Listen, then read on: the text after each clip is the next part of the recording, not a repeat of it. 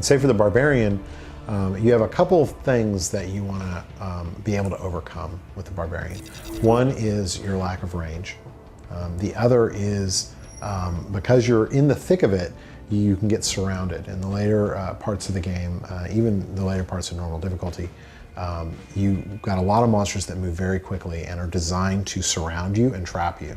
And so the Barbarian that if he dies, that's almost always how it happens. Like he gets surrounded and he can't get out. So Barbarian's got some awesome abilities to deal with this. One of my favorites is Seismic Slam, which allows him to smash the ground and deal lots of damage to tons of enemies. That's kind of the offensive approach. You want to, if you're surrounded, annihilate everything that's trying to surround you. The nice thing about that ability is that you can also rune it to do a lot of knockbacks, so you can kind of clear a path for yourself. So that's a really good, effective ability for that. For closing with enemies, there's a ton of options. You can do leap attack and just dive straight into enemies, which does some damage as well. You can bring the enemies to you with Ancient Spear and kind of drag them in, which is awesome against kind of ranged units.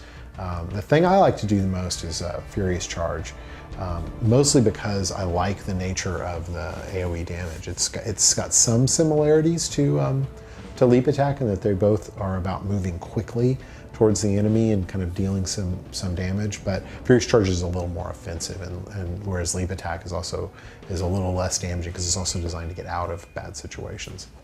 On the defensive side, I tend to like to build really offensive Barbarians where the defensive abilities are part of his offense.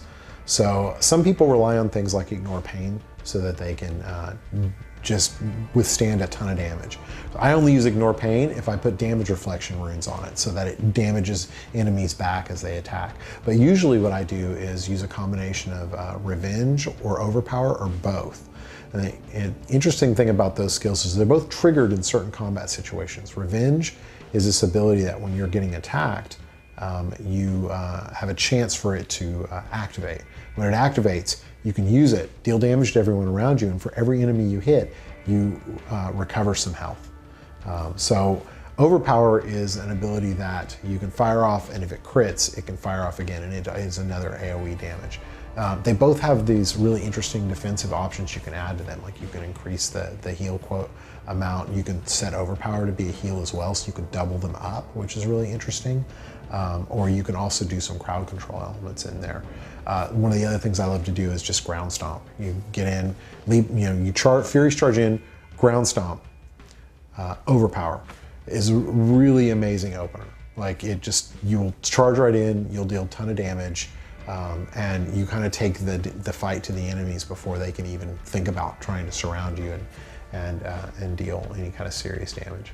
And then for the kind of final piece of the puzzle for the Barbarian is usually something like Wrath of the Berserker or Earthquake, which is an ability you can't use very often, but does either transforms him into a giant crazy killing machine or creates an earthquake on the location that he lands on, which does a ton of damage. And these are great emergency skills.